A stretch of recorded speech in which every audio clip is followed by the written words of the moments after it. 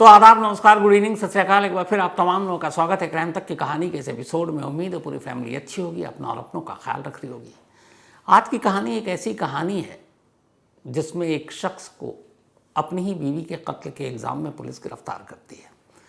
गिरफ्तार करने के बाद उससे पूछताछ करती है, उसके 2 भाई को भी गिरफ्तार करती है और फिर आखिर में सर्कमस्टेंशियल एविडेंस के आधार पर पुलिस उस महिला के पति को 20 साल कैद की सज़ा देती है, जबकि उनके दोनों भाइयों को सबूत मिटाने के इल्ज़ाम में 2 और 3 साल की।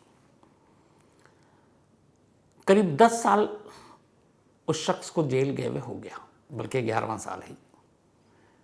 वो जेल के अंदर है। 20 साल की सज़ा में से 11वां साल शुरू हो चुका है सज़ा का, लेकिन आज भी उसकी बीवी की लाश कहाँ है ये किसी को नहीं मालूम। इस दौरान में पुलिस ने तमाम कोशिश कर ली, कई ठिकानों पर खुदाई की, लेकिन लाश बरामद नहीं कर पाई। हालांकि पति को सज़ा हो गई है। तो बगैर लाश के कत्ल की ये वो कहानी है जिसमें आज भी उस लाश का इंतज़ार है। ये कहानी है रानिया अलेद की। रानिया एक फ़िलिस्तीनी लड़की थी। बचपन में रिफ्यूजी कैंप में पली बढ़ी, फिर फ़िलिस्तीन और इजराइल के बीच ज़्यादा हालात ख़राब हुए तो वो वहाँ से सीरिया निकल गई। अब वो सीरिया में ही परवरिश पा रही थी, माँ बाप उसे पढ़ा लिखा रहे थे। सीरिया में ही इनकी मुलाकात फिर अहमद से होती है, अहमद अल खतीब। ये पत्थर और नगीनों का व्यापारी था अहमद, और रानिया से करीब 9 साल बड़ा था, लेकिन वो भी फ़िलिस्तीनी था। तो अब सीरिया में दोनों देखते हैं, दोनों के घर वालों की रजामंदी से रानिया और अहमद की शादी हो जाती है। अब रानिया और अहमद की शादीशुदा ज़िंदगी ठीक ठाक चल रही है।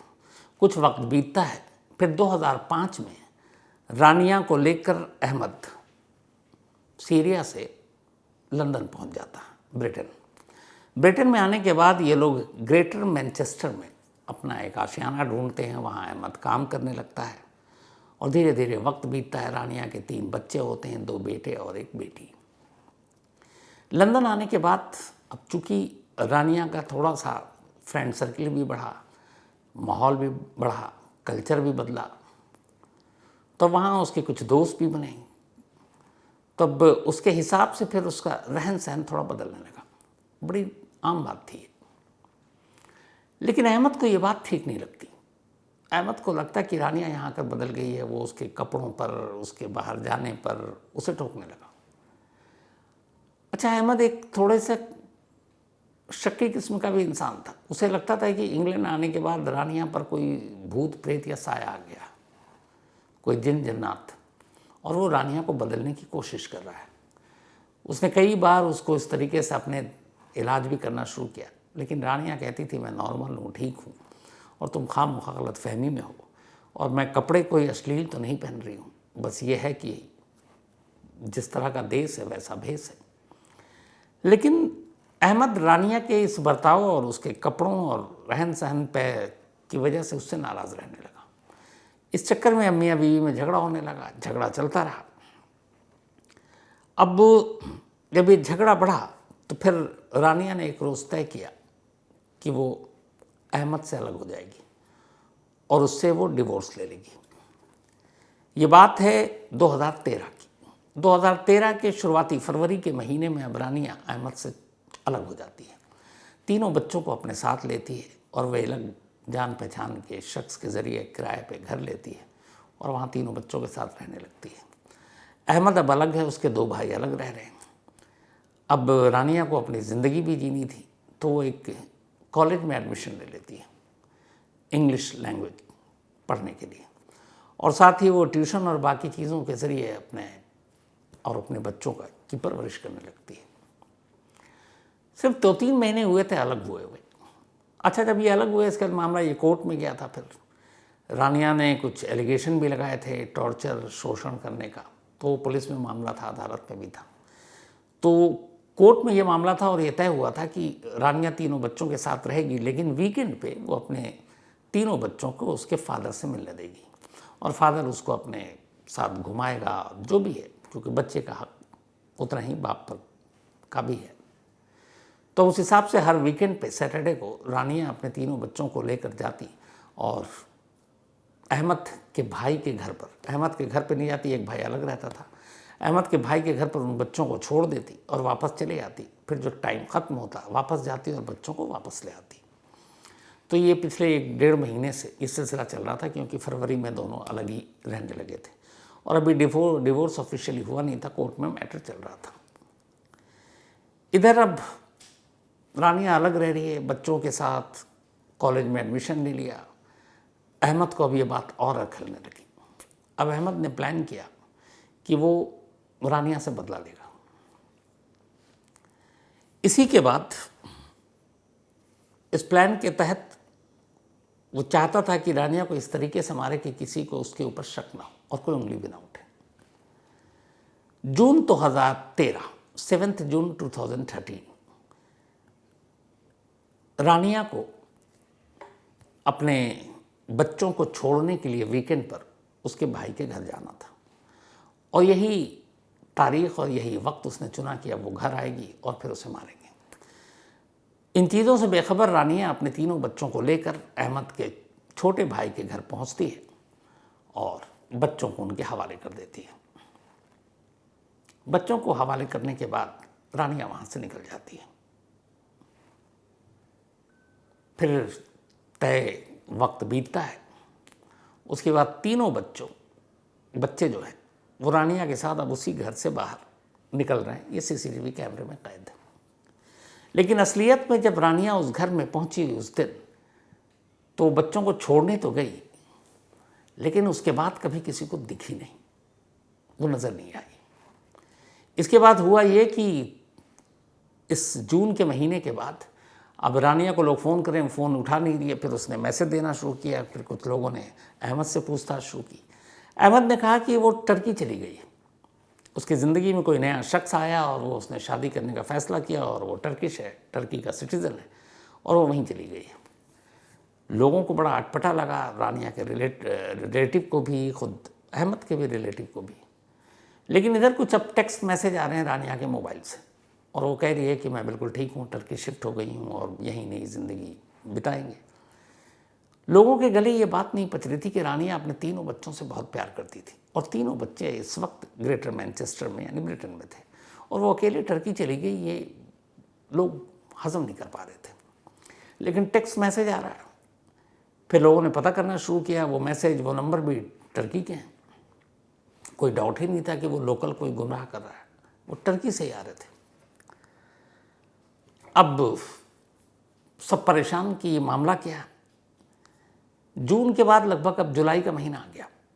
कई लोगों को शक था कि कुछ गड़बड़ है, तो कुछ रिलेटिव अब पुलिस के पास और कुछ उसके कॉलेज के दोस्त जहाँ उसने एडमिशन लिया था वो पुलिस स्टेशन पहुँच जाते हैं जुलाई में।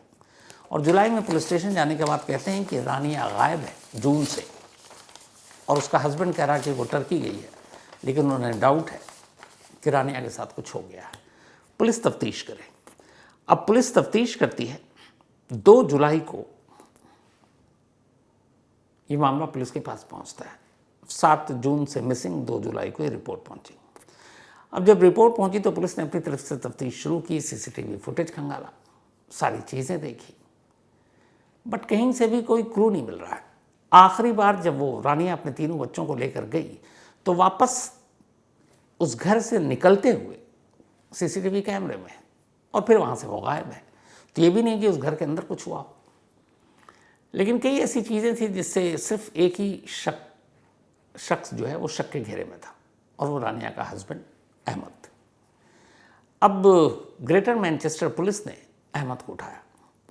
अहमद को उठाने के साथ साथ अलग से उसके दोनों भाई को भी उठाया और उसके बाद पुलिस ने गेम खेला। अलग अलग पूछताछ हुई, सबके बयान मैच किए, सबके स्टेटमेंट अलग अलग। फिर पुलिस ने बताया कि तुम्हारे भाई ने एक बालिया बयान दिया, दूसरे ने ये कहा, तीसरे ने ये कहा। अब ये कंफ्यूज हो गए तीनों भाई कि सच में किसी एक भाई ने सच्चाई उगल दी है और इसी कंफ्यूजन में फिर अहमद ने अपना जुर्म कबूल कर लिया। उसने कहा कि मैंने अपनी वाइफ रानिया को मार डाला। अब पुलिस ने कहा लाश, तो उसने कहा लाश करीब इस जहाँ पे रानिया आई थी मेरे घर के वहाँ से 87 किलोमीटर दूर एक हाईवे के किनारे ज़मीन में दफना दिया। पुलिस हाईवे के किनारे लेकर गई, लेकिन कोई लाश खुदाई हुई, कई जगह हुई। अब मीडिया में ये खबर आने लगी। इसके बाद अहमद बताता जाता और पुलिस खोदती जाती, लेकिन कहीं कोई लाश नहीं बरामद। लेकिन अब इधर पुलिस हैरान कि रानिया जिस दिन घर आई वो वापस में भी जा रही है। तो अगर रानिया को घर में ही मार दिया गया तो वापस कैसे जा रही है और सीसीटीवी फुटेज में कैसे उसकी तस्वीर है? फिर जब पूरी कहानी आई तो कहानी ये थी कि ये पूरी एक साजिश का हिस्सा था। अहमद को पता था कि रानिया वीकेंड पर अपने बच्चों को छोड़ने के लिए आएगी क्योंकि वो उससे मुलाकात करेगा, और इसीलिए उसने तय किया कि वो अपने भाई के घर को चुना, क्योंकि भाई के घर पे ही एक वो नोडल प्लेस थी। वो उसके घर जाना नहीं चाहती थी कोर्ट के हिसाब से, तो भाई के घर बच्चों को छोड़ती थी। भाई को उसने सबसे पहले अपने इस साजिश में शामिल किया कि मुझे इसे सबक सिखाना, इसे मारना है। भाई भी उसमें शामिल हो गया। फिर जो छोटा भाई था वो भी शामिल हो गया। अब तीनों भाई मिल गए। अब इसके बाद जून में रानिया घर पहुंचती उसी वीकेंड पर बच्चों को छोड़ने के लिए। बच्चों को जब छोड़ने के लिए आती है, बच्चे छोड़ती है घर के अंदर। चूंकि छोटे भाई के साथ उसका रिश्ता ठीक था, बुरा नहीं था, तो वो घर के अंदर गई। घर के अंदर गई लेकिन रानिया बाहर नहीं निकली। थोड़ी देर के बाद कैमरे में रानिया ज़रूर निकली है। एक शॉल, उसी के बूट और उसी के कोट, नकाब, हिजाब, जो भी चीज़ें वो पहनती थी या पहन कर आई थी, वो सारी चीज़ें, वही पोशाक, उसी ड्रेस में एक शख्स बाहर निकल कर जाता हुआ दिखाई दे रहा है। जीन्स, टॉप, शॉल, ये ड्रेस थी उसमें जिस निकली थी। अब सवाल ये था कि अगर कातिल के हिसाब से कत्ल उसने घर में किया तो फिर रानिया घर से बाहर जिंदा कैसे जा रही है? तो कहानी ये थी कि जब रानिया बच्चों को लेने के लिए आई, उससे पहले ही अहमद के कहने पर घर के बाकी लोगों को बाहर कर दिया गया था, कहीं और भेज दिया गया। वो बच्चों को लेकर आई, बच्चे बाहर थे। एक उसका अंकल बच्चों को कहा हो तुमको घुमा कर लाते हैं, वो बच्चों को भी बाहर ले गया। इसके बाद अब पहुंचता है अहमद आता है, रानिया घर के अंदर है। इसके बाद वो अपने भाई के साथ मिलकर गला घोंट कर उसे मार डालता है। मारने के बाद घर के अंदर लाश है। अब उसके बाद वो उसके कपड़े उतारता है। उसके कपड़े उतार कर अहमद खुद वो कपड़े पहनता है। वो बूट भी पहनता है, फिट नहीं आ रहा लेकिन जबरन, जीन्स भी पहनता है, टॉप भी पहनता है, और वो शॉल ओढ़ता है। और उसके बाद घर से सिर्फ उतनी दूरी तक जाता है जहाँ पर वो सीसीटीवी कैमरे में कैद हो जाए, क्योंकि उसे ये दिखाना था कि रानिया घर पे आई और घर में आने के बाद अब वो घर से जा भी रही है बच्चों को छोड़कर। तो रानिया चली गई और बाद में बच्चों को ये लोग ड्रॉप भी कर देते थे वापस घर में। तो रानिया की लाश घर में पड़ी है, उसके कपड़े उतारे गए। कपड़े उतारने के बाद खुद उसके पति अहमद ने वो कपड़े पहने, घर से बाहर निकला। जब उसे यकीन हो गया कि वो घर के बाहर 2-3 सीसीटीवी कैमरे में अब कैद हो चुका है, रानिया बनकर उसी चाल में चलते हुए, तो फिर ये आगे जाता है जहाँ पे कैमरा नहीं है, वहाँ पे वो कपड़े बदलता है और फिर अपने असली रूप में, अहमद के रूप में, घर के अंदर दाखिल हो जाता है। तो जो कैमरे की तफ्तीश की गई थी शुरुआत में, उसमें पुलिस को इसलिए शक नहीं हुआ क्योंकि रानिया घर के अंदर आई और घर से जा भी रही है, तो इसका मतलब है कि घर में कुछ था ही नहीं। लेकिन असल में वो रानिया जा नहीं रही थी, वो खुद उसका हस्बैंड था अहमद, वो उसके कपड़े में जा रहा था सिर्फ सीसीटीवी कैमरे में खुद को कैद कराने के लिए, ताकि कल को पुलिस उसके ऊपर शक न करे। तो अब ये चीज़ें सामने आ गई, मामला कोर्ट में पहुंचा, कोर्ट में मुकदमा शुरू हुआ, मीडिया में खबरें आने लगी, रानिया की लाश की तलाश शुरू हो गई। लेकिन तमाम तलाश के बावजूद रानिया की लाश नहीं मिली। 2013 का ये मामला था, 2016 आ गया, ट्रायल लगभग पूरा हो गया और कोर्ट ने अहमद को 20 साल कैद की सज़ा दी, कोई पैरोल नहीं इसमें, और उनके दोनों भाइयों को 3 और 2 साल की सज़ा थी। बाकी दोनों भाई तो रिहा भी हो गए। और इस दौरान में तमाम कोशिश कर ली, कई डिटेक्टिव लगा दिए, लेकिन कहीं से भी लाश बरामद नहीं हुई। कम से कम दर्जन ऐसी जगह बताई अहमद ने और उसके भाइयों ने कि हमने वहाँ लाश फेंकी। 1-2 बार इन्होंने कुछ नदियों के भी नाम ले दिए, अब नदी में भी गोताखोर गए, लाश नहीं मिली। लास्ट अभी इसी फरवरी की बात है, मतलब 10 साल के बाद पहली बार फिर एक खबर आई कि नॉर्थ यॉर्कशायर के थिर्क्स इलाके में A19 रोड, जैसे अपने यहाँ हाईवे होता है, वहाँ पे हमने लाश दफनाई थी। ये अभी फरवरी की बात थी। पुलिस ढूंढती रही, खुदाई करती नहीं, कुछ नहीं मिला।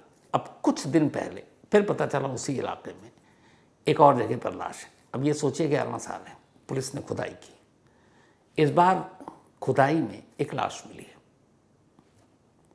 लेकिन वो लाश रानिया की है कि नहीं है ये पता नहीं।